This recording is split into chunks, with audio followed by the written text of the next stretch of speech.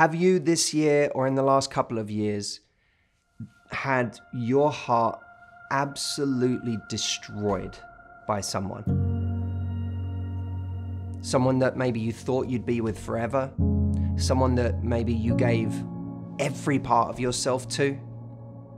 Someone that you fought for, only to find that that person broke up with you and moved on to somebody else? If this describes you, keep watching, because I promise today's video is going to be an incredible pressure valve. But before I do that, don't forget to like the video, subscribe to this channel, and hit the notification bell so that the next time I do one of these videos, you are the first to hear about it. All right, let's get into the video. I was told a story recently of a guy who was in a relationship for 7 years, and for at least the last 3 of those years, his partner had stopped being affectionate with him, had, for all intents and purposes, begun to find him unattractive. She didn't feel any attraction for him anymore. They had a all but sexless relationship. When he went to get close to her and kiss her or put his arm around her and just have those daily moments of affection that he craved, she would physically push him away because she didn't want to. And she came to see him just as a friend. During this time, when they would go to weddings together, she would say to him, "I don't think I'm ever going to get married. You know, I just don't think that that's something I want." Eventually, she broke up with him, and a couple of years into the breakup, he saw pictures of her engaged to this new person that she had met.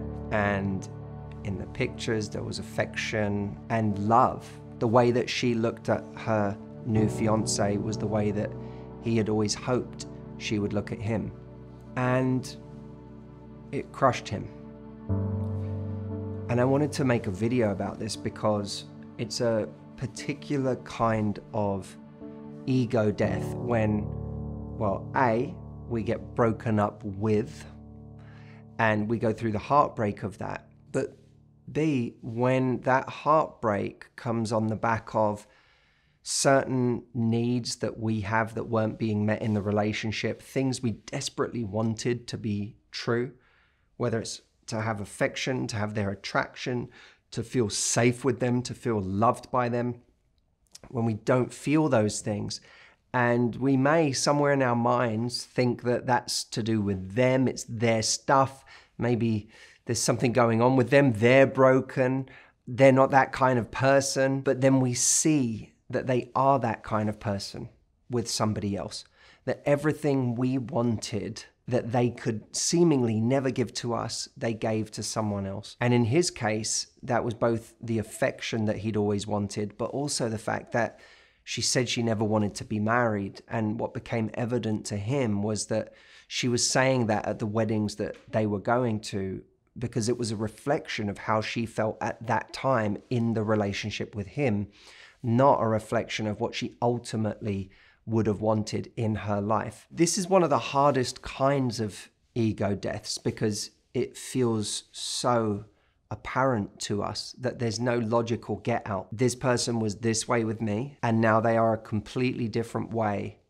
with somebody else. The way that I always wanted them to be, they are that, but just with another person. The logical conclusion that that leads us to is that there is something wrong with me, plain and simple, not feeling like we're enough and having very direct evidence in front of us that that is true. When we were in the relationship, we were living this life where daily our self-worth dial was fluctuating in response to how much attention, energy, love, and security this person gave us. And we were always living at the mercy of that, which is why most of the time, because they weren't giving it to us, we didn't feel good. You may feel anxious constantly, you're constantly suffering, you're constantly unhappy, you're never at peace. And maybe you can't even say that to friends of yours or family of yours because it's such a personal thing and it's such a vulnerable thing to be feeling all the time. You want to say that you're in a happy relationship. You don't want to say that you're living in a constant state of anxiety or not feeling good enough. But that is where you live emotionally. Sometimes we can live at that place emotionally for such a long time that we don't even realize how bad we feel anymore. You know, our friends and family may later on notice, they may even say, I remember when you were in that relationship, you were so unhappy. But we didn't even know it was that obvious to everybody else at the time. We didn't know that we were changing. But you can't have your self-worth in question for that long without it starting to affect the way you come across in life. So this is a very, very painful place to be.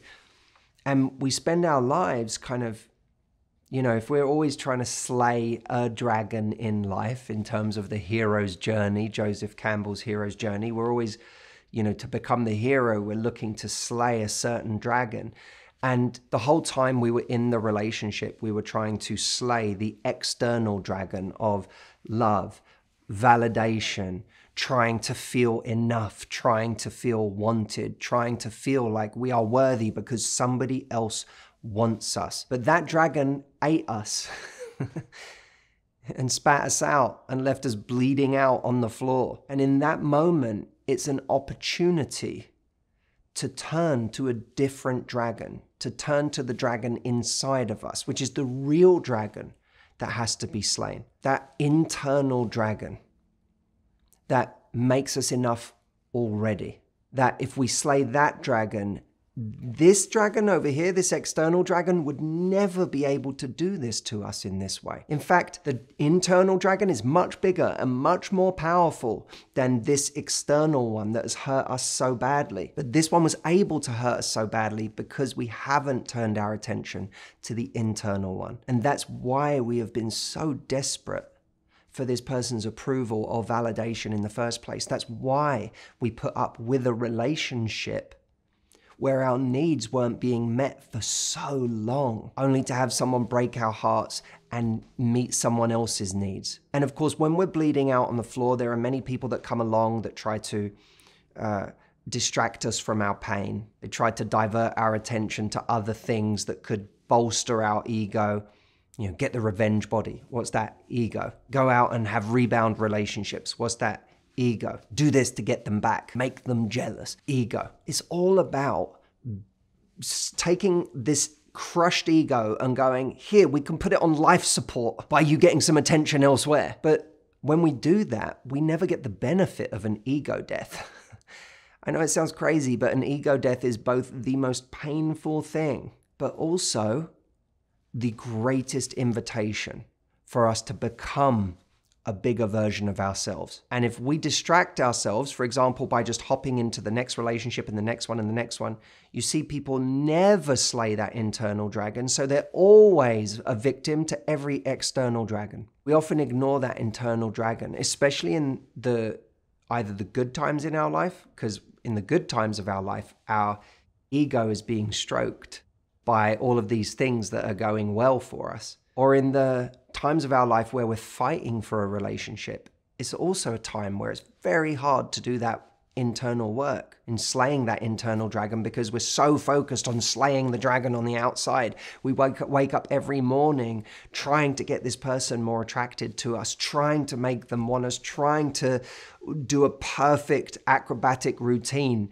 to make this person fall more in love with us or love us the way that they used to love us. And that's all consuming. That takes up all of our energy. But when we are at the end of that journey and we have had our ego crushed, in that moment of annihilation, that is an opportunity to build a different kind of relationship with ourselves. That's a chance for us to show that we can get through something really difficult, that we have our backs in a really tough time. It's a kind of invitation to a gentler kind of relationship with ourselves, where we know we need compassion and grace and empathy. The relationship we build with ourselves when we get through those times is very pure. We become proud of ourselves because we think, I'm doing something really hard right now.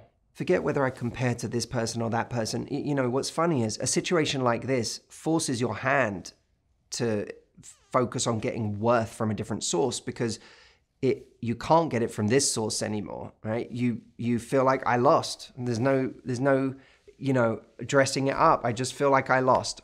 I just feel like I'm a loser right now. And I don't mean a loser in the emotional sense, but I mean a loser in life. I lost something. So our worth doesn't come from that thing anymore. And when we feel forced to get our worth from a different place, we start asking, well, what will my worth be based on here in this state? And our worth starts getting based on these quieter, subtler things, like the fact that we got out of bed this morning, or the fact that we just spent an hour with a good friend and listened to that friend, or were loving to that friend, or how we show up with our family, perhaps the way that we throw ourselves into a project of passion, or even just the way that we are conducting ourselves through this time. We can develop this sense of pride and esteem, self-esteem, that is much, much more powerful than any external source of